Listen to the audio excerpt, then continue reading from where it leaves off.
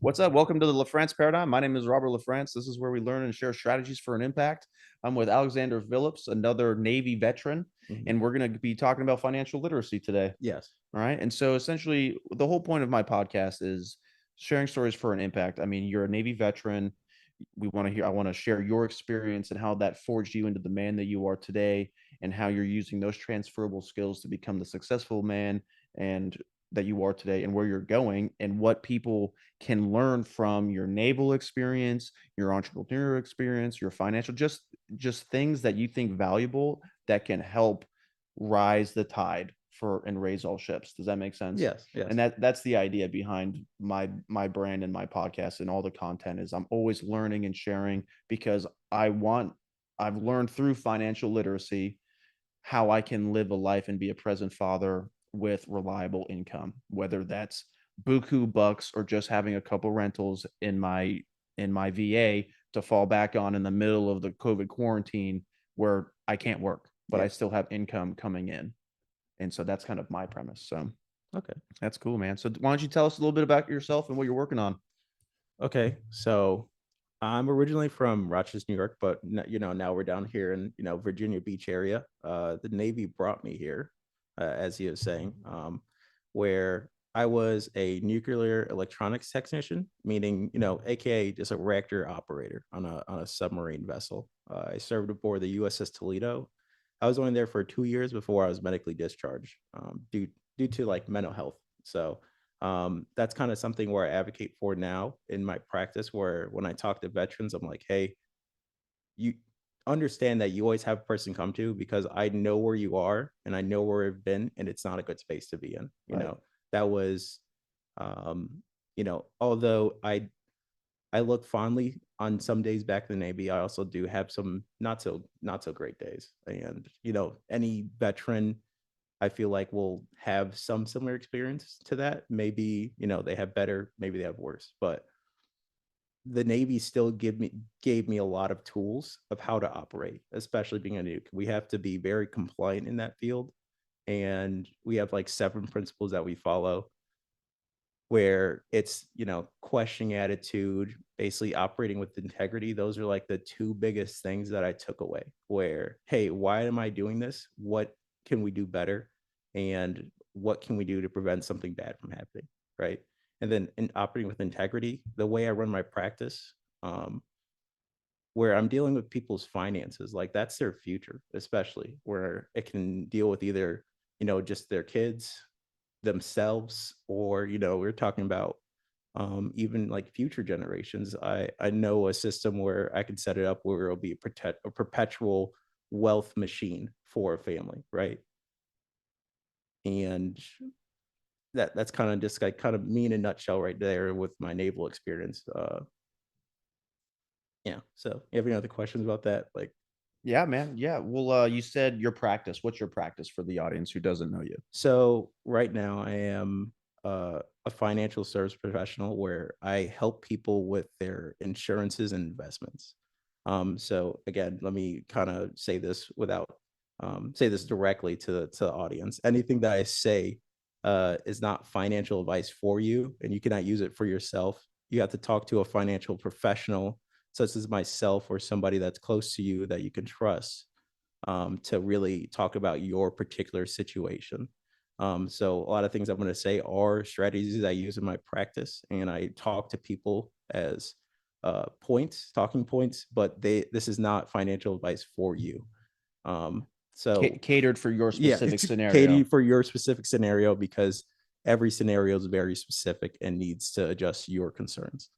Um, so yes, that's what I do. I help people with insurances and investments. So really leveraging the whole entire financial portfolio, the tax code, as well as making sure that you're on track for your goals. Because, you know, even in the Navy, we have a command financial specialist, but how much do they actually know about finances, or how much can an active duty member go and talk to that person and they give good advice?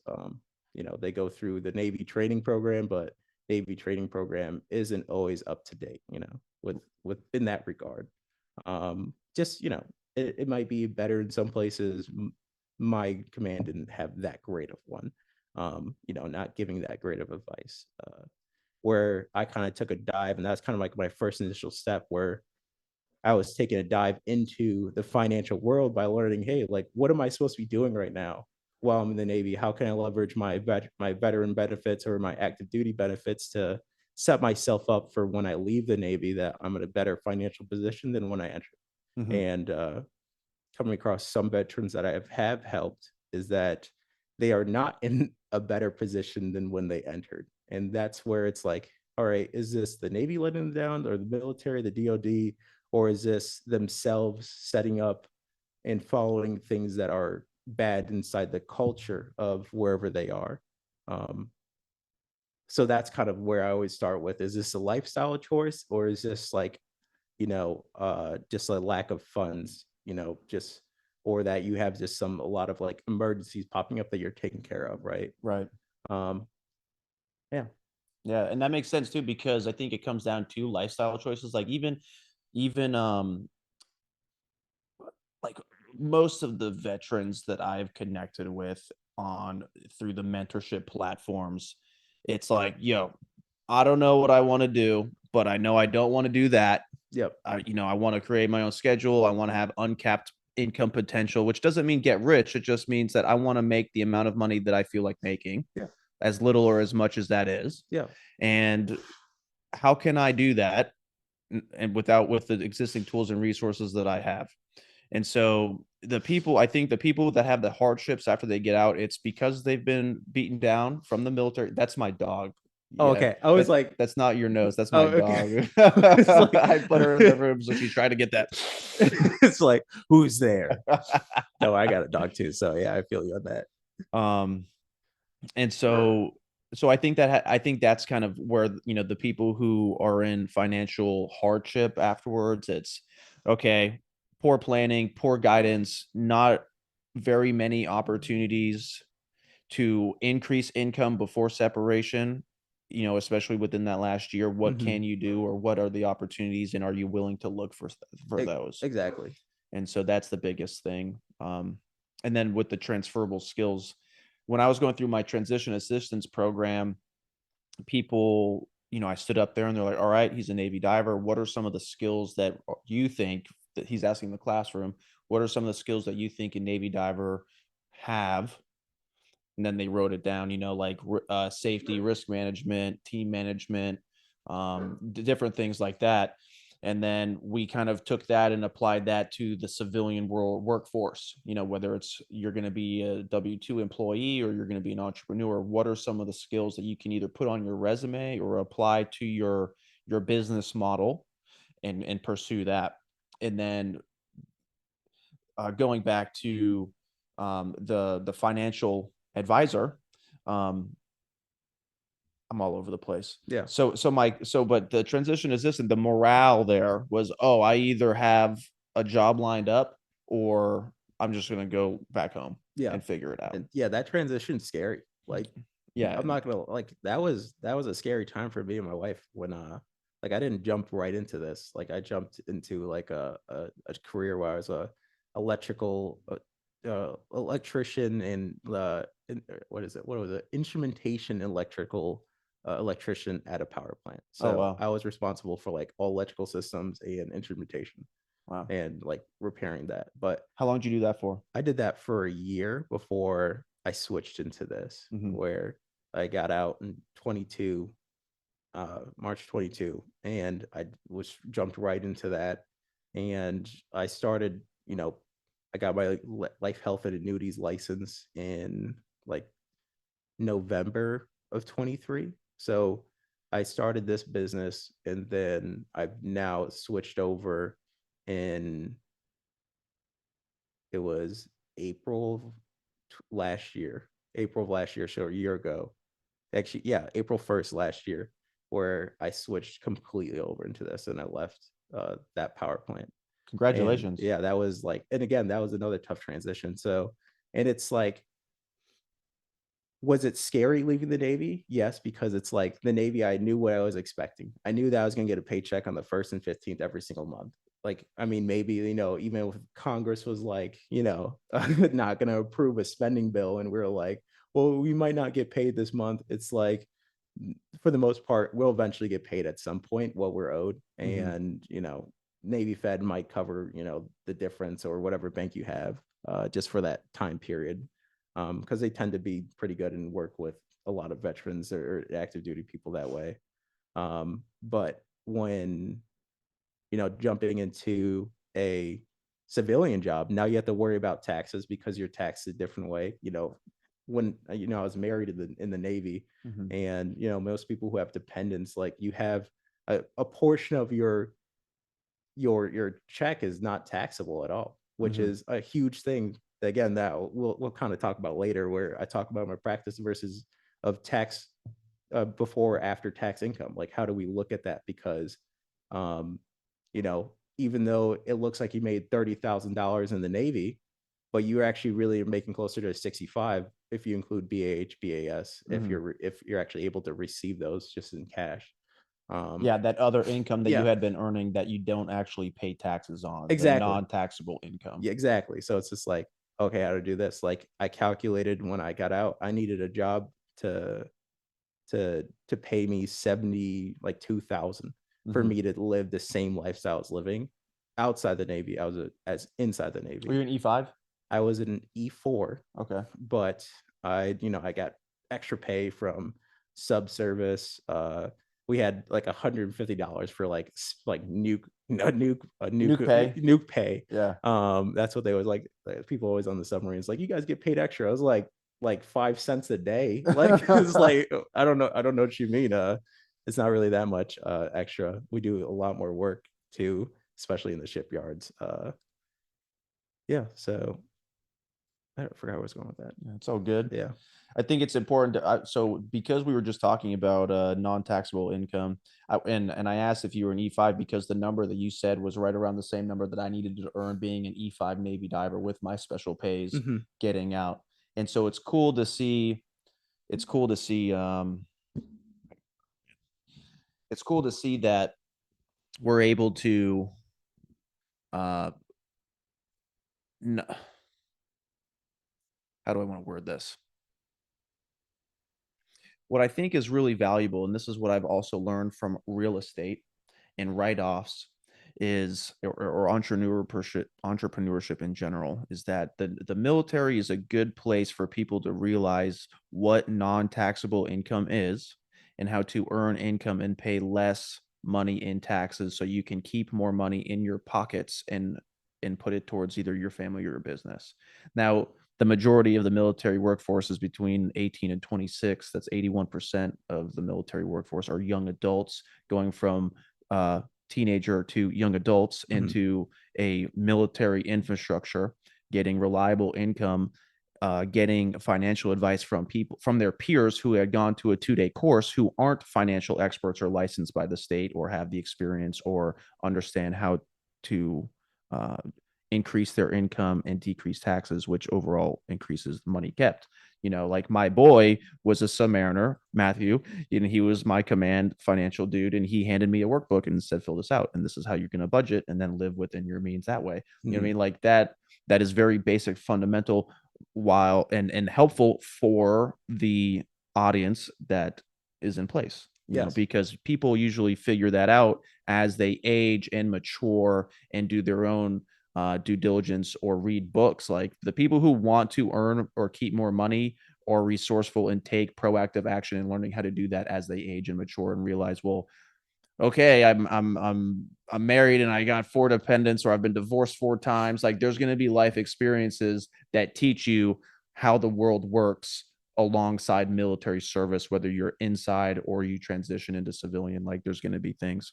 Yeah. And so one of the things that I always share is like, okay, first thing you need to do is figure out how to earn more money, no matter what position or background or career you're currently in. Is Mhm. that if you're looking for financial stability, you probably don't have it. So how do I earn more money? Okay. And then what resonates with you and what your financial advisor thinks and your risk assessment, which is what the things that you're willing to accept if things go right and then if things go wrong, and then how to keep more money in your pocket. And so what are tax write-offs and what things can I do? And real estate is one of those biggest things that I learned to keep that. My first year out of the Navy, I did 7 years in the Navy. I got out I was a student for the first year, and then got my real estate license. And then my first year in real estate as an real estate agent, I broke six figures, but I only had to pay taxes on $300. So I brought in over six figures, but I had a really good CPA, and I only had to pay taxes on $300 of the six figures that I had earned that year.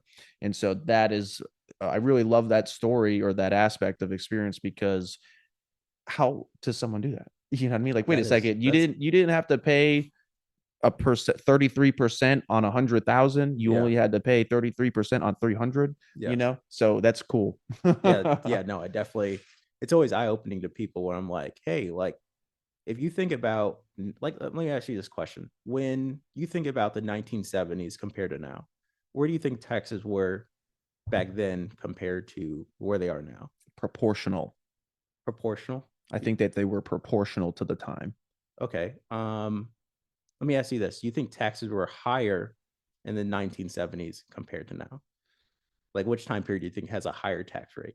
I think that they were higher before. They definitely, yeah, they actually were higher. Okay. But, most people usually say, like, no, I think they were lower. Like, people, like, able to afford more, like, well, if you actually take, like, the income of, like, say somebody who makes about $100,000, right?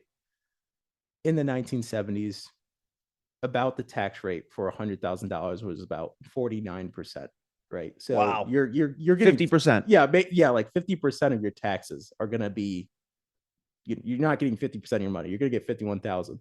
However, if you actually look at the tax code back then, there were like 13 or like 18 different tax brackets. Like, it was very easy to move up and down between the tax brackets compared to now. We only have six. Okay. There's only six brackets. So it's like, that first like 0 to like 20, and then like, 20 to like 6 or 80 or something like that. But basically, once you get to those higher tax brackets, like, it's separated by like hundreds or tens of thousands, where that's going to change. Like, our maximum tax rate, I think, is like 39% right now, but taxes are actually going to change, potentially have the potential to change in 2026 after, this recent tax code that was implemented by Trump when he took office, where, we're 2017 tax code. You can look it up, but I mean, like, don't take my word for it. Definitely look this up. This is not my area of expertise, but unless the Senate or Congress, pass a bill about changing tax law, about keeping taxes low, we're going to see within whoever the next president is, taxes are going to go up. So, and it's always fair to say, it's like, we have a huge deficit in this country. Like, we're not going to be able to survive in this super low, tax economy, relatively like the lowest tax economy in history, without, and get out of this deficit without, having, somebody has to foot the bill, aka us, the people. And it's not going to be government, because they're going to spend the way they want to spend. Obviously, people, politicians are not financial professionals at all. Like, they just have no concept of budgeting and, sticking to, certain ways, and like, hey, we need to get out of this deficit because this is restricting us. Like, this is like something, it's always in the background. It's like, hey, yeah, we have this huge deficit that just keeps growing, but we're just going to keep spending anyways. It sounds like you just stated that the people that kind of create the environment that the society lives in and contributes to has no idea what they're doing, but continues to spend money as if it's free and makes us pay the cost for it. That's what I took from it. I mean, maybe I can't really, talk too much about that. Like, again, I can always just say, in my opinion as a citizen, is that we need to do better. Like, yeah, we need to have another tea party. Yeah, we need to, we're gonna throw out, it's gonna be all gasoline. And they're gonna be like, whoa, we can't do that. We can't put oil in the water, Well, so, but I think that's important. While we're talking about taxes, I think that's we want to be aware of our money and what we want to be aware of how we earn our money and where we're spending our money and how we want it to be spent. Okay, if we're bringing it in, how is it that we want it to be spent, both in from our own cards and then also from our local governments and federal governments, because essentially this was never an area that I was interested in when I was in my early 20s, but becoming an entrepreneur, real estate investor, and becoming a like even a volunteer firefighter in my Hmm. town in Connecticut, I was learning how towns and states and the country use taxes. And so from a I consider myself a contributing member of society and being part of my local community. I want to make sure that my money is going towards the first responders in the roads and stuff like that. And so I want to make sure my taxes are being paid for the appropriate things that way and support causes and charitable donations in those arenas. And I also don't want to be paying taxes if they're going to be funding foreign wars or something like that. Now, there's only so much information that I have accessible to and experience and knowledge on that I have to, have some grace or faith in other professionals and seek out that additional information if it's something that I really care about.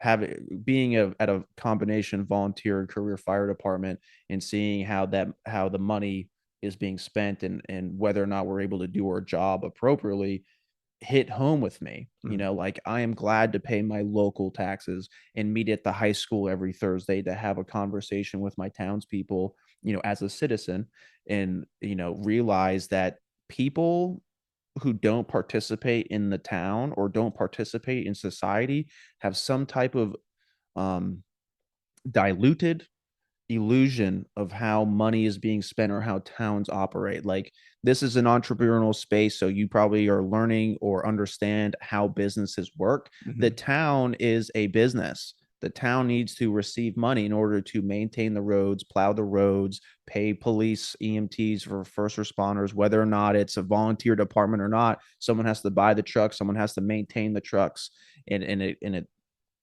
filters down that way. And so to be in the high school auditorium and being like, oh, the taxes and the bit, this guy doing this and isn't doing this, and then hearing the first selectman defending the town's position, being like, listen, the town is an organization and a business that needs to receive money and spend it in order to provide to do your trash pickup, Yeah. to do these different things. Like, what are you doing, or how can you contribute to that cause if you want to make a change? Or is there something that we should be made aware of for us to better serve you with our resources? This isn't an environment for you to say that it isn't working, period. If it isn't working, how can we fix it? And how can we have a better understanding of what reality actually is that you choose to, live in the woods in your house for years and then come out just to make a complaint amongst a group of people and then disappear back in the woods and not contribute to the reduction of yard waste, the reduction of trash, or Yeah. or stuff like that. I mean, it would be different because, military, don't come to me with a problem, come to me with a solution. Mm-hmm. Like, hey, if you got a complaint, how about you come up with a solution instead of just complaining? Like, because, hey, for me, I've always had like a, like kind of since I've heard that and that was in the military, I was like, you know what? Yeah, you're right. Like, why waste my energy complaining where I can put this energy into trying to find a solution? And it's like, if I can't find a solution, if there is, a solution that I can get behind, I'm like, yeah, I think that could work.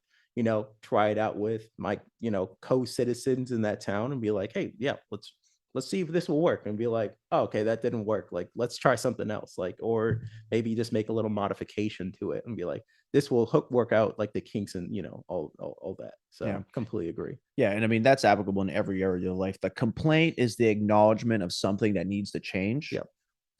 Following that acknowledgement is being solution oriented and coming up with the solutions and trying those solutions out over and over again until you have WD-40 or a light bulb or financial success or whatever that complaint being resolved. Exactly. Yeah. So That's cool, man. Sweet. So that's financial stuff. yeah. Hope you're taking notes. Yeah. Town code. Yeah. Yeah, town Yeah. code. Yeah, and that's not none of that stuff is sexy or attractive things to talk about. Like, like growing up, it's like, oh, those are parents and grandparents just talking about stuff. But those are the people who are actually maintaining the structural integrity of the home of which you live in, both literal and the school that you're Yeah. participating in, the school buses that you're complaining to your parents and grandparents about as you wait for the bus stop and go to school for the free public education. Exactly. It's like, yeah. Well, I get all these benefits, but they suck. It's like, Matter of fact. yeah. Oh man, and there's so many benefits for veterans too. Like it breaks my heart, and this is why I do what I do, is because there's so many resources available, but we don't know where to look, or we're not. I went through a period of not being interested in what resources were available to me because I was disgruntled, and then realizing that that was no longer serving me, and then I had to pop my head up to look for resources. And there's hundreds of thousands of organizations Oh yeah. on VA approved resources for various items, whether we're talking about grant writing or education. And so once a person is done being in that position and decides to make a change, that's when the change really starts to happen. That's where the growth and the prosperity happens, whether it's character or financial.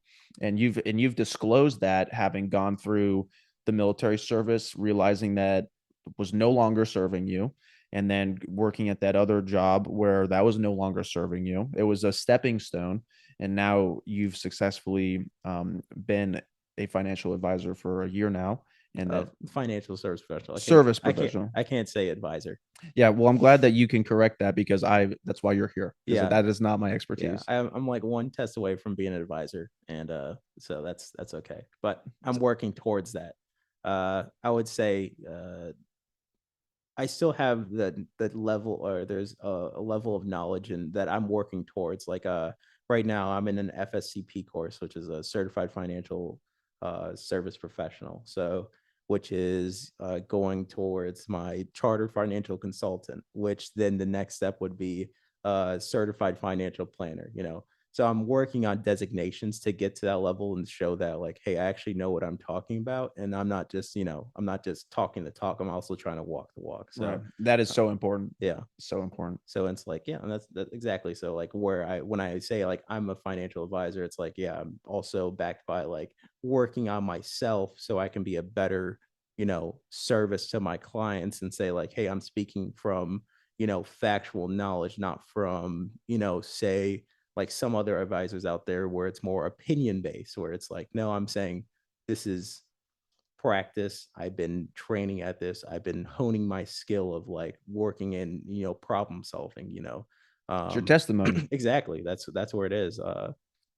So, but also I do have a personal stake in this. So like my why of why I got into this, because everyone has a why. You have a why where it's like, hey, like I want to help veterans with this. I want to teach them what I already have knowledge of. Like where for me, I have firsthand, you know, realization that, life is short. Like my sister, my goodness, my wife's brother. So my brother-in-law, he had passed away when he was 40 years old. Hmm. And he was a surgeon, Wow. heart and nerve surgeon. Wow. Yeah. I'm 35. That's That's 5 years from now. Yeah. Like he had 5 kids, like where Wow. the youngest one wasn't even born yet. Ooh. But yeah, exactly. It's like, yo, these are real world scenarios. And that's kind of where that opened the gate for me, where it's like, yo, like I don't have anything in place. Like, well, like, he passed away when he's 40. I'm like, yo, I'm like 20. I was 26 at the time when it happened. So I was 26. And I was like, yo, I have nothing in place. And like, and this man was like, a, you see your surgeon, you're like, all right, this dude's like, he's probably rolling in it, right? He Yeah. probably has everything figured out.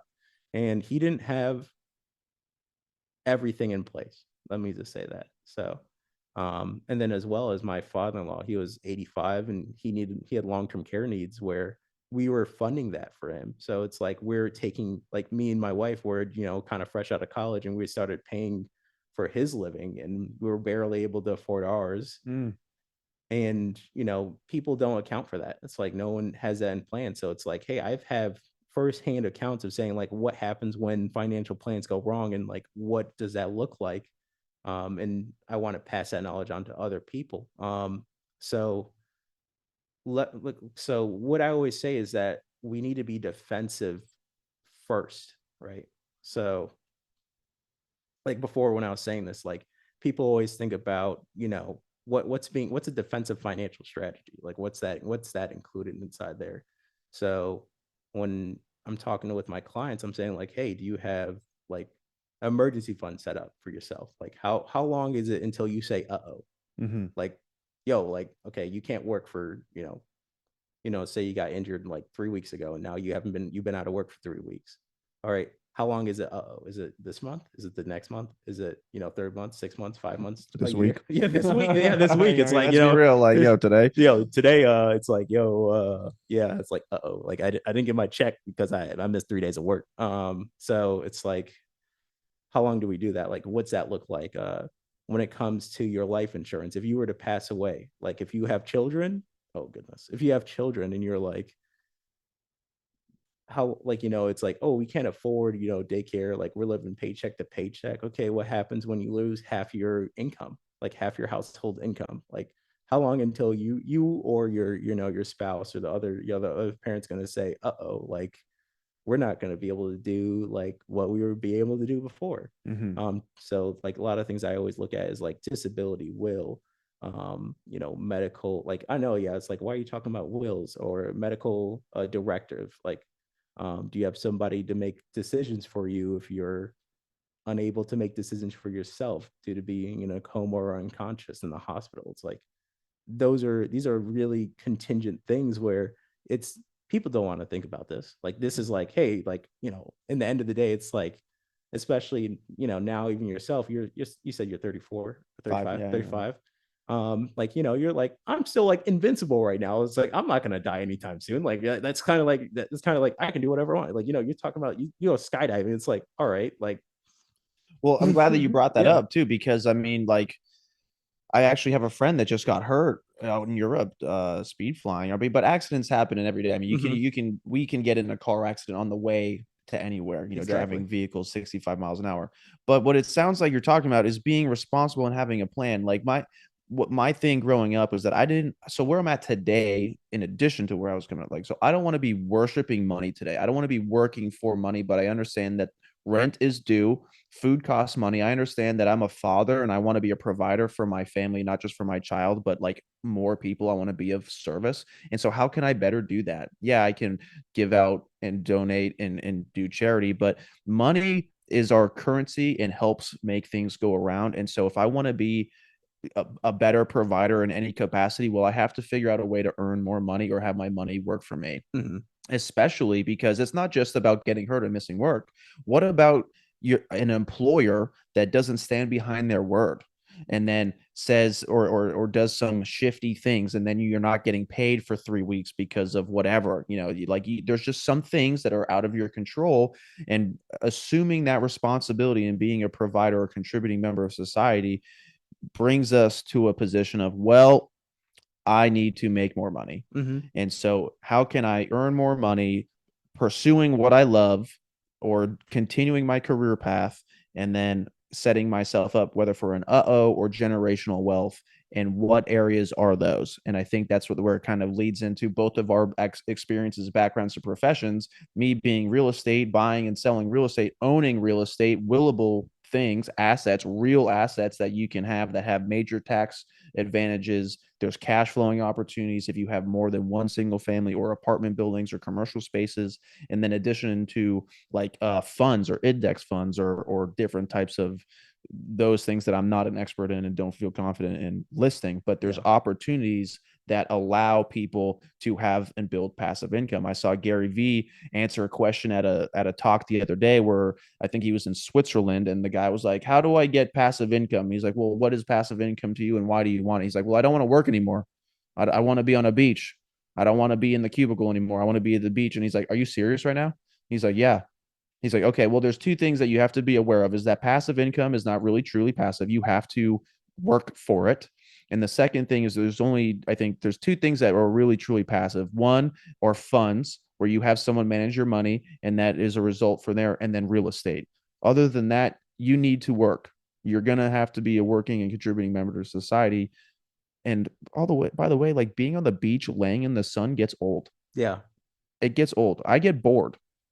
Yeah. Like it's cool to sell a house and make some cash and take a vacation, but then what? You know Yeah, what I no, mean? Like, yeah, just like, okay, how long can this money go? Like, and that's why I always say, like, hey, like, people are like, oh, when do you want to retire? I'm like, oh, like, retirement age is like 67 according to Social Security. It's like, no, like, retirement is a number. Like, you have to tell me your lifestyle. Like, how much can you live off of a year? Like, there are people who are like retiring when they're 30, 35, 30, like 40s. Like, Like, no, like say like you were to retire tomorrow, like, but they have enough money and they understand that their income, the way that they're going to leverage their assets to maintain that lifestyle.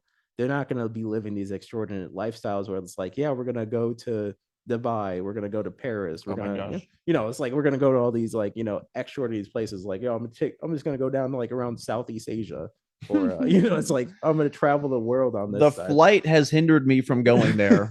Like the commute to get and experience those places, in addition to the cost, is just like, man, that's a lot of hours to be sitting on a plane. Yeah, Like, can I just teleport? it's like 26. Oh, it's like 26 hours to take a flight there or something like that. Yeah, I know to Fiji it was something like that. I Oh was like, goodness. that changed my mind. Yeah, no, it's like, yeah, we're not at a major like airport hub anyway, so it's like that kind of sucks. But But yeah, go ahead and go. so I was going to ask, base because we've talked about our experience, the responsibility of having a financial plan in order to live any type of life, whether it's a van at the airport or down by the river, or to have the mansion, or to build a homestead. Our generation is really big on unplugging from society and doing a homestead where they can live on their land and their rules. Also, land, real estate. Yep. Okay. So for a person who is just starting, what should they consider, or what should they consider, or what options should they consider? And then I want that answered for the person who's starting, building momentum, and then scaling, because those are essentially like the three phases. People realize they need to do something different. They're going to start it, and then they're getting some results. They're making some money. Now they want to, go up to that next level, and then they're on that next level, and they want to keep that going. So you're talking about more so of like a young person starting up a business, or more so just like a young family kind of getting that going. Yeah, yeah. So I guess, well, I was taught that phrase from like a business standpoint. Is Okay, like you so start, scale, and build momentum from a business, but then people either have families already, or they're building families. really what I would say, if somebody's gonna like start up a business, it's like, all right, do you want to actually, that's a really good question. What's it? Yeah. So from a business aspect, if somebody's starting up a business, what I would be, or if they want to, I would set up a pretty in-depth plan before starting. Come up with a plan before starting, and Come up, that's applicable in every area of yeah, life. like why? Because what I've run into when I work with some business owners, it's like, yeah, I got this business. Okay, what's your goals? Goals. Like they'll look, goals. What do you mean? What do you mean goals? I'm like, why'd you start this? Like they're like, I want to be my own like boss. Okay, but why this particular business? When And you don't have that kind of plan, you're no yeah, longer a business owner, yeah, entrepreneur. You're a employee. You're an owner, but you're an employee with more responsibility. exactly. Like And that. Yeah. exactly that, and that's why I'm like, all right, so come up with a plan that you actually have of this. Like when I even got into this, like I'm technically my own business. Like my practice is my business. Um, so when I got into this, it's like, all right, what is kind of like the tried and true method of somebody I can emulate, where I can emulate them, then I can understand what's going on, and then I can master the skills that I need to do. Yes, sir. And that's exactly how I've run it, where I'm like, hey, who's the best in my office? What do they do? How can I emulate their practice? And then after I understand it enough, where I've been emulating them for so long, let me tweak it in the ways where it's going to make it more personal to me. And that's kind of what I've taken off, where I'm like, hey, like we have these processes. This is a process that I was trained to do. This is how I do everything. All right. I don't like this in the process. I like, maybe this idea might improve it. Oh yeah, that might improve it. That's how I do it. So it's all about one, cash flow, as well as making sure that you're setting up processes and systems versus, hey, I have this great idea. Let me just run with this great idea, and, making sure, because that's how businesses become automated. Mm-hmm. Something I always like to follow is Amazon. Amazon is a great company in the aspect of the way they execute their plans. So for a company that size, something that keeps them top of the line is their ability to make decisions quickly, Mm, even at the size that they're at. They're a massive company. They are massive. Like, and usually when companies grow, their decision making becomes slower mm, because they don't want to make the wrong decision. However, it's all about making a decision when it comes to businesses.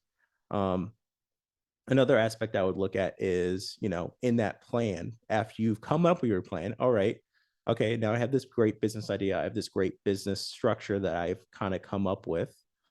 What is it that how big do I want to grow this? Do I want to have employees come on this year? Like, how do I attract those employees? How do I retain those employees? Like, what do I do? What am I doing? Are these employees in placing me so I can take a step back and like kind of thinking about that way? And then as well as your exit strategy. mhm. So it's like, so basically setting up the foundation, Systems, systems, checklists. exactly, checklists in place. What is it that I want to attain? Like, what is like, all right, I get to this point. Now I'm at this point. How long do I maintain this? Or do I try to keep growing? Do I just kind of try to decelerate it because I want to start stepping out? Or do I want to hand this off? Do I want to leave this to my children? Like, what's the plan there? Like, Mhm, kind of what's the goal to get to? And then what's your exit strategy? Because you don't want to either A, hand this off to your child, and then you're taking a passive income where, maybe you're taking $100,000 a year. It's like, hey, I need to have $100,000 come out of the business that I set up, but my child's going to be running it. But now they have an expense of you in mm. that business. Or should it be that you just get bought out, and you sell off the business?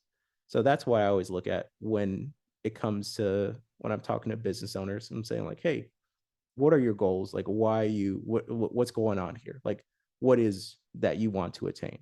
Right. Yeah.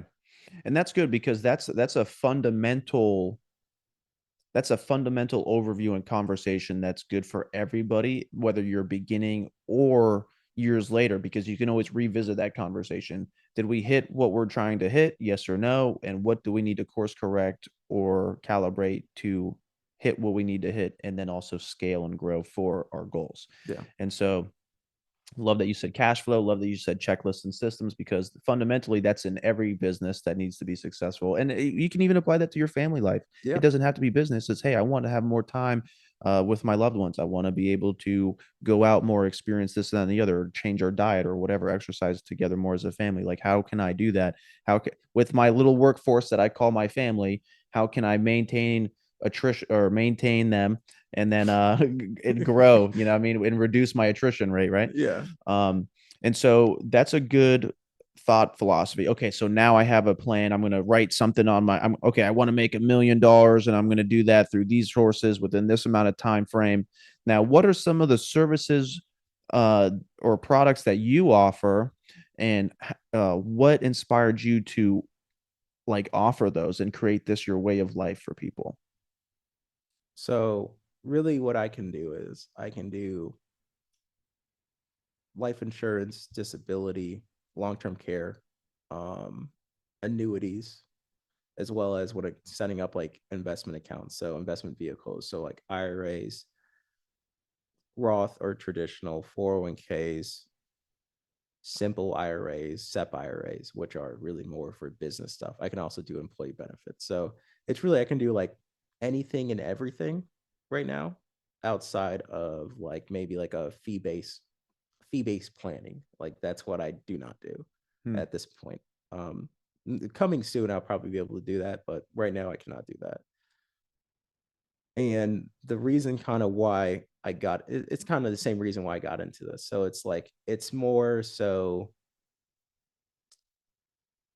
it's a product of me getting into this profession of being able to offer all those types of things. However, the way I utilize all my tool, like it's basically like the best way I say this is that I'm still an electrician or a technician or an operator in the Navy. All I have is a different tool belt and a different system I'm working on. So the way I think about people, I'm like, hey, what's going on with what's going on within their situation, their financial situation, and then what tool do I have to address their need and achieve their goals? Because I can have one product that's used 5 different ways for 5 different people, where it's like, hey, maybe I have a term policy, let's talk about the difference between, temporary versus permanent, insurance, where it's more so like temporary is great at getting you a lot of coverage for not so much premium, And versus that's like the amount that you have to pay how every much month. you pay per month, say like a, 25-year-old, they pay about like $20 for $1 million in term. But Okay. if you had $1 million in like, say like a permanent like whole life account, that's more like maybe like 1,000 a month. But they do two different things, right? Like one is going to have you give temporary coverage where it's like, hey, this is going to last for either 10 or 20 years, 10, 15, 20 years, where it's going to cover you if anything happens with those 10, 15, 20 years. And the reason why you pay so low is because your risk is lower. You're young, you're expected to live a long life. Like maybe you're not smoking, you're usually in really good shape at that time. Insurance costs the least at that point in time. But say a whole life is more, it's a very unique financial vehicle where it can give you dividends. It grows over time. It's guaranteed to perform a certain way, and then you also can take cash out of it and put cash back into it. A lot of people like to use that type of financial vehicle to build like wealth throughout the time or become their own bank. That's what the core term, like infinite banking, is kind of like what people always like to call it. But how to leverage that for the right person at the right time, this is what I'm here for. And when I sit down with the clients or the business owners or those young families and say like, hey, like what is it that your goals are? How can what in my tool belt is going to fix that situation for you, or it's going to solve that solution? Like, what can I do? And there are some times where I can't help people, where I'm like, hey, you need to fix A, B, and C before we can do 1, 2, 3, right? That's just like, and it's just like, if you run across like a financial professional where it's like, hey, like, or somebody's like, hey, let's just do this, like this is what I can do, but this is what we're going to do, but it's not really helping your situation and kind of makes it worse, is that really somebody you should be trusting at that point? Because again, this is why I say I always operate with integrity, and it's making sure that I'm doing the best for that person that's sitting across from me, not for what's best for me, servicing my client, not servicing myself. Yeah. Yeah. Yeah. And I think the reward to doing that, like the moral compass reward, Yeah. is so much better than chasing money, like Yeah. than Oh taking yeah. advantage of people just to make a sale. I'm gonna be honest, like sales makes the world go round. And I've been in sales for a long time, but my experience as a real estate agent making sales, I hated that aspect of sales. I'm no longer a real estate agent. That's just part of my journey. But like having to like coming from a place of service and having to find problems to solve for a commission or for a paycheck works really well when you're comfortable. But when you're just starting out, or when I was just starting out, or when times were tough, I had commission breath, or something happened, a vet bill or something like that. Well, Yeah. now I need to pay rent or whatever. Like or even going into foreclosure on my rental. You know what I Yeah. mean? Like, what do I do? Oh, I got to make more sales. And then it goes from having a conversation with Mr. Phillips to I need another commission. Yeah. Let me help you do this or let me do that. So like I love sales in the aspect of being able to connect with people and be able to help them on a level that they weren't aware of and being there for the at the right time and place. I don't like sales when it comes to financial hardship and needing to pay bills. Yeah. And we Yeah. live in a society where we need to pay bills. Yeah. You got to pay your bills. Like, I mean, that's actually kind of, ironically, I always say like, um, when people always ask like, hey, we're like, how did you learn all this stuff about money? Like so on and so forth. I'm like, well, I mean, it didn't come from my parents. Like my mom, I love my mom. She's a great human being. However, at the same time, and she always talks about this too. It's like, hey, she only told me just to pay my bills. That was her financial advice to me. And I know that's a lot, and that's a lot of people get that. Like, it's like, hey, um, like pay your bills. That's all you can do. And I'm like, yeah, okay, cool. But from my grandparents to her, there was she gave me 10,000% more advice than she ever got from her parents. And Yeah. that's just more so that just taboo for that generation to talk about finances with their children. Yeah. And, it was kind of taboo to talk about it with me and my parents, but I basically kind of learned how to operate with that. And most people are not fortunate enough to have somebody that knows how to manage personal finances. Yeah. So, and it's always interesting when I talk to people. I'm like, hey, what do you think about money? Like, how do you think, what's going on with this?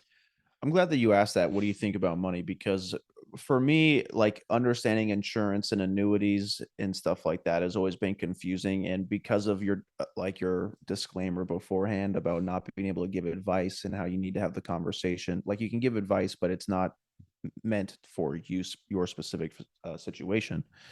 Like what are people searching on Google that you can help them with?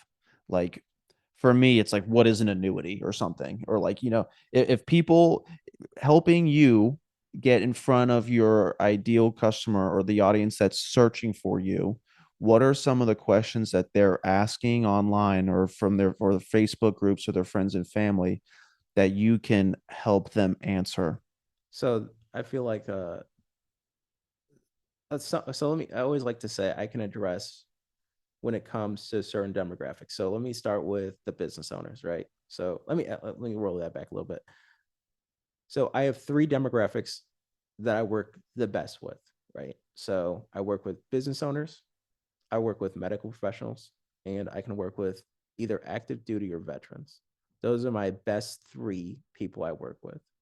I can work with anyone at any point. However, those are my three target markets, if you will. Okay. And why is that?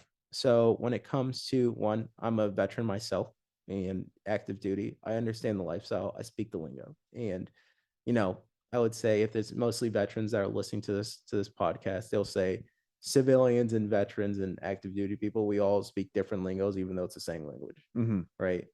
Especially when it comes, even when I was a nuclear operator versus, our non-nuclear operators, completely different like way that we would talk. Oh yeah. I mean, Like, you were like a butt of a junk. We'd be like, yo, don't nuke it. yeah, exactly. Stop nuking it. It's like, but that's what I'm meant to do. Like, I don't. What do you mean you don't want me to nuke it? Like, I have to think about what happens. If something goes wrong over there, like, how does it affect this system? What's going, like, what if I have like a confusing indication? I have to think about everything and everything.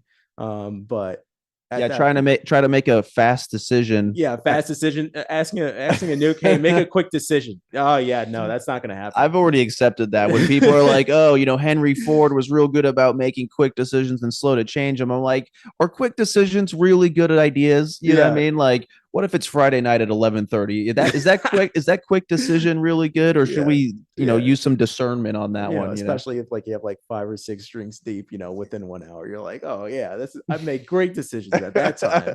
I'm not gonna think about it. Let's just do it. Yeah, no. When I was not, yeah, my 19-year-old self made the best decisions compared to me now. Yeah, totally. Because I was very impulsive when I was younger, but that's how it goes. So that's like so that comes to veterans, really just talking to them about like, hey, what can you do now to set yourself up for when you're getting out? So that transition period really is like, hey, talk to me if you have questions about your transitioning, what it looks like on the civilian side. How can we leverage your benefits? How can we set you up for your benefits when you're getting out, and what programs are available? So now, do you have like a list of let's take our experience mm-hmm. and our access to resources and the way that we're able to help our fellow community. Like for me, I understand the VA home loan. Mm-hmm. Someone in active duty or transitioning, hey, I'm thinking about buying a house, or hey, like I want to build a rental portfolio. I can have the conversation and be like, oh, cool. VA home loan, you can buy up to 4 units. You know what I mean? Like, do you have an arsenal or a toolbox or resources for when this person comes and talks to you, say, hey, man, I'm ready to go. This is the information you need to help me make a plan. Like, because we don't know what we don't know. Yeah. And there's so many resources and organizations out there. Like, I think it would be a good idea if you don't have one already, is to have a list being like, oh, dude, I already know that A, B, and C, or 1, 2, 3 resources that you have access to at your command or as a military service member. Not sure if you're aware of that, but like these things would help you. Boom. So really, a lot of the times when I'm talking to veterans, I'm saying like, hey, how are you leveraging your benefits? AKA, you're either are you applying for disability if you think you're entitled to that program? Are you, are you aware of how a VA home loan works? Like, I can't give out specific information. I can Right. say like, hey, this is the concept of it, and what are you doing to do that? Like, because you're paying rent that is, almost astronomical. Like you're paying rent that's almost equivalent to a mortgage in an area that you plan on staying. Why are you renting? Are you renting because you want to leave, or are you renting because it's just more convenient for you? Like what, like kind of like what's that around there? Like why not look into a home where you're paying a similar rent? I mean, obviously, interest rates have to go down a little bit to kind of get back to that range, and house prices have to be there at the right price. You have to find the right home for the right, You have to be able to afford it. exactly. You have to be able to afford it. But like if you're paying a rent, again, I'm this is my personal opinion. It's kind of probably bleeding over into this a little bit, but I always just kind of ask that question. And then also talking about their education benefits and the career paths, right? So it's like, hey, okay, maybe you don't have, maybe they were like an MP or something like that, military police, and in the Navy or Army or whatever. Um, like how those skills don't really translate directly into maybe like a field that they want to get into. Like maybe they want to switch into cybersecurity. It's a huge push for cybersecurity. Have they heard about like the vet tech program? I Mm. think that program. I've heard some things that it might be shutting down, but being able to take a course where they're setting you up to get designations so that you, or certifications where it's like, hey, you're getting like a C sharp, or what is it, like security plus, certifications where you're able to get at least your foot in the door, where it's like, hey, I can get into this field. Like if you want to transition, how are you going to talk about using your educational benefits, but able to afford to live on those benefits, even say if your spouse is not working? Like Right. these are all real world applications, or like how can you leverage your benefits for, it's really more about leveraging the benefits and talking about it. Because a lot of people, when you're like, I don't know what I have available to me. Like a lot of people in the active duty, when I was in, I didn't understand the benefits I had available to me. I didn't understand that, like, if I had needed, say, $500, I can go to like Fleet and Family, and like they'll be like, hey, Oh my we'll gosh, just that give. helped me so many Yeah, times. exactly. It's like that, like, hey, like, how many times I could, like, I needed like maybe like $200, just like, just for like until the next paycheck came in on the 15th, because, Yeah, Navy or Marine Reliefs, yeah, yep, yeah, and Fleet and Family, exactly. yep. Yeah. So it's just like, hey, like, because sometimes that 15th to the first is a long period of time, like, because the first and 15th come real close if it lands right, but then that 15th to the first, you're like, oh, Yeah, sometimes it's oh, a much longer, some of yeah, those months, yeah. yeah, you're like, oh, that I'm hurting. It's like, oh, I need a paycheck. But stuff like that. That's why I always say, like, hey, and just Which managing the also cash flow. goes to show that like some things are out of our control. Like you could have the security of being in the military with your guaranteed paycheck, Yeah, but society is still growing and you might and your payment, your paycheck will be, COLA or your BAH will be adjusted appropriately. But like for example, when I was living in Connecticut, my BAH barely covered, if it did cover, the rent of the area. Some markets are like that. So um where I was coming was like, yeah, you got these guaranteed things, but you might be left behind, yeah, or if you're not proactive, or if we're not proactive on top of it, and having a good plan, well, then the 15th to the first could be a long period. And who wants to be in that situation? We joke about it now, having been through it, but it's also kind of like it's a serious situation where we're talking about you don't have money for bread or to pay your light bill, and you need to go borrow money from somebody. And it's great to have that there when people need it.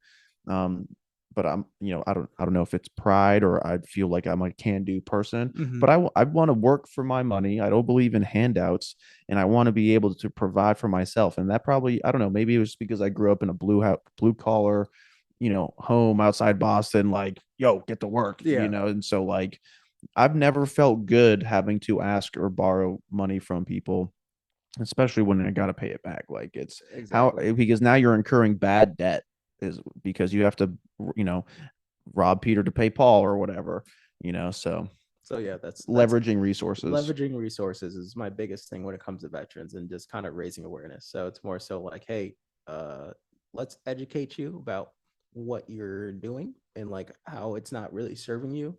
and then talk about how can we either leverage resources to kind of get you back on track, or let's you know let's create a plan between us and seeing like what can we do to like really improve your situation. Or if you're in a really good spot, it's like, hey, what can we do to improve your situation further? You're Mm. doing great. Let's see what we can do. I have a question. I know a guy who's always talking about his retirement account and how he's putting money into it and how he'll be good, but he always says that he doesn't have money for today, like he's broke. Like what and I kind of feel like, hey man, well, all that money that you're talking about down the road isn't really helping you eat today. Like Mhm. I kind of have this philosophy of let's get today right and get, have abundance today. And once that cup of abundance starts overflowing, well, then you can put it into those other areas for tomorrow. Does that sound kind of in line with what you've learned given your position in your career and industry? So I would say when it comes to that, that's again like client specific. So with him and his situation, maybe he understands, like maybe he has a hard goal of like, I want to retire at age 50. I don't So know. he's living but He's well below his means, doesn't have money today because he's trying to build for Yeah, tomorrow. he's building Okay. for tomorrow. So it's more so like that I mean, again, haven't met the guy. I'm speculating. Yeah. And so with in that situation, I would say like, yeah, he's trying to like live as frugal as possible so that he can, have that financial independence earlier versus like, I don't want to work, until certain ages where, yeah, maybe he understands the compounding effect of money in the market. But again, we can't control the market. It might go up, it might go down. We don't know. So uh, I think you don't want to deprive yourself in those situations. You want to be able to still live a lifestyle that you want, but let's not deprive yourself of like anything from that financial aspect, that serving like like how can I make sure that I'm still enjoying life? Because you don't want to live this super minimalistic, frugal, eating ramen every single day, even though you can afford like a steak maybe like, once a month, something like that. Um, we in living a healthy lifestyle as well. Yeah. So and again, I think we were talking in our last conversation offline. We were saying like how finances, health, mental, spiritual, like how they're all interconnected. Where it's like if you are lacking in one, another one's gonna suffer. Even though you might be thriving, like yo, I got like $1 million in my IRA, I can't touch until I'm 59 and a half. But I'm eating you know peanuts every Yeah. single day. Like, that obviously one, peanuts aren't going to sustain you. Like I'm not a medical professional, but I don't Mm-hmm. think if I was just had a diet of peanuts and water, it's going to be very healthy, or I'll be very healthy, like, healthy internally. But, and then even spiritually, like, socially, like, hey, for me, like we're all social animals, and people who say, yeah, I do well without, not being around people. It's like, yeah, it's probably, yeah, you might not just be a social person, but you still need to have at least one friend. Like you can't be like a hermit and, be thriving. Yeah, I mean, humans are social beings, Exactly. and human connection is really important to many, many people. You don't have to be super, Mr. Popular, Mrs. Popular, whatever, and go out all the time because, we're talking about balance essentially. We're talking Exactly. about balance and giving the areas, and understanding that while pursuing balance, we are giving one area of focus, our attention and energy at a time. And as that does, one will build up, and naturally the other areas will, fall behind a little bit, not in a negative sense, but because we're building up this pile right here, it's only natural that those other piles aren't being built. Yeah. And so once we get that position set, then we're going to give those ones. And then as long as you're essentially enjoying the building up of whatever piles, whatever the title or things of those piles are, is the fulfillment of life. And that's what I believe. I mean, health, wealth, and happiness is great, but purpose, camaraderie, and stability are the fundamental layers of health, wealth, and happiness. Because if we're not pursuing our purpose anymore, we've already sacrificed and given up opportunities and tried something and realized that that was not serving us or making us feel whole or complete. Well, then our next thing is, man, I really just want to do art, or I really just want to do something more of what I love. But what I love doesn't pay as much as I want for my lifestyle. So what do I do? Okay. And that was actually for me in my situation. I love body flight. I love being a body flight athlete and being a body flight coach. There's money to be made in it. But the lifestyle that I'm trying to live, not just now, but tomorrow, I need to have assets and leverage for me to live a life that I want to be living. Oh, better story. When I was a field rep for True Green in Connecticut. There was a guy that was like he was a phone sales guy, and all they did were in the cubicles. They were just calling their leads list, their hot sheets, and making sales and renewing memberships. But this dude had a really nice car. Yeah. Like, this guy had been doing it for a long time. He had one of those BMWs that looked like a futuristic race car, way outside of his pay from what he was doing with True Green. And like, he was the only nice car in the parking lot. Everybody else was like young adults trying to just, party or do whatever. But this dude took it seriously. And where I'm going with that is that I feel like he was using those principles to still put bread on the table. Did he love making phone calls? I don't know. Maybe he was a really good conversationalist, and he understood that going to a place of employment where he could sit in air conditioning at a desk and make phone calls and connect with people and laugh and then still make commissions was enough for him to participate in society, get a paycheck, and then use that paycheck to make good investments and live and drive nice cars. Yeah. And then, be in a social environment where there's other people making phone calls, going to the water cooler. Maybe he had a really good understanding of life and what he wanted and how he wanted to live life. And that's kind of my approach. And we see good examples of that throughout. But those kinds of people, the people that we're talking about and becoming and referencing to, are a smaller percentage, because it's real easy to sit back and do nothing and suffer and become a negative statistic, homeless, have very low self-worth and self-confidence, and feel like none of it's worth it anyway, and disposable. And then it takes a good honest look in the mirror and the reflection, being like, am I happy with who I am or who I'm becoming? And am I doing a life and the actions that are allowing me to become the man and the character that I actually ultimately want to be? And that's what I think super important. And after listening to this podcast, after watching this video and having these conversations about money and financial abundance and literacy, what it really comes down to is, because even you mentioned, if we died tomorrow, or if something happened tomorrow, was it all for nothing? Mm-hmm. Or were we living a purposeful, meaningful life, whatever that means to you? And then I think with that fulfillment, that feeling, and that abundance, that internal abundance, we'll be able to share with other people. Sales will be easier. We'll be able to create systems and have the confidence to pursue that new idea. If we go outside, there's gyms and sandwich shops all across the streets from each other. So your idea, the ability to do it better or in your own unique way and brand, is absolutely obtainable. But what gets in the way? Our limited framework, self-talk, all these things, the opinions of others, the people that we surround ourselves with. And so it's so much like the financial literacy aspect and financial abundance and cash flow and residual reliable income is so important in order to live our life, whether we want to be an artist underneath a tunnel or, a multi-billionaire with the next tech product or something like exactly. that. And so, yeah, sorry, I'll get off my. No, you're perfectly fine. Hey, yo, preach, bro. It's it's so important. Yeah. Man, because I was chasing the dollar for so long. I thought chasing the dollar was going to bring so much my family together. It really took me away from my family. My ex-wife was asking for me to come home so much more. And I'm like, yo, I'm managing our rentals. Like, there, we had our own interrelationship issues that made the falling of our marriage. But like, the way that I approached my family, the way that I prioritized the dollar, and how it took me away from the things that were so important and valuable to me, really made me rethink about my business structure and how I live my life and how I want to connect with people. And that's why I do what I do now, because instead of being a real estate agent with commission breath, and there's successful, great real estate agents with integrity. We all see them, we all know them, but we also know that a real estate agent is a commodity, and there's people trying to build wealth by becoming real estate agents, but people build wealth, or real estate ownership is a great way to build wealth. And having that forced appreciation, owning something that's a real true asset. And it allowed me to step out of my own way and be a buyer, and then go ask the real estate agents, hey, how much do you want for this one? What are the info? And then have the attorneys and the real estate brokers and the home inspectors do all the work, instead of me being the maestro of the orchestra away from my family on weeknights and weekends.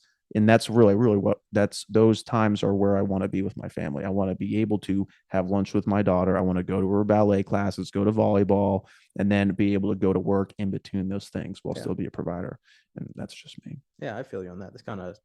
that's literally kind of what you're saying is how why I switched into this entrepreneurial role. Like when I switched from that electrical technician job, it was because I was supposed to be made. I think my annual salary was supposed to be like about 65,000 for that when I first took it. But I made that salary within the first 5 months of working. Okay, it's hourly position, so but I made my salary within the first 5 months, like of starting. So that kind of That tells you, feels good. yeah, it feels good. Like I made a lot of money there. Like I'm not gonna lie, but the amount of time I was away from my wife, like there were days where I worked, probably I don't know if I can say this, but like I worked like 28-hour days continuously. Like Yeah, like yeah, I it's taught like submarine escape. Though, yeah, there's no 24-hour days in the submarine life. It's not a 24-hour schedule. It's like a 28-hour schedule or something. Like you like you have well, sleeping and then you have watch and then you have duty. It's not within a 24-hour thing. it's like, yeah, it's like 16, it's 6 hours. So it's like you're 6 hours on watch, 6 hours off, 6 hours on, 6 hours off. And it's like 6 hours on, you go to sleep, eat, on watch, and then you're like do some off duty stuff, get qualified, and or if you have like if you're oh my bad, if Yeah, you're able to if you're actually able to like you know not if you're qualified and not able to like do that, then you can go to sleep or whatever. But it's usually like you only get like 6 hours of sleep in your watch. uh I was a little different because I was in shipyard, so I didn't get to experience the true underway life. Because I was cranking during my period of time when we were underway. So that was a little different.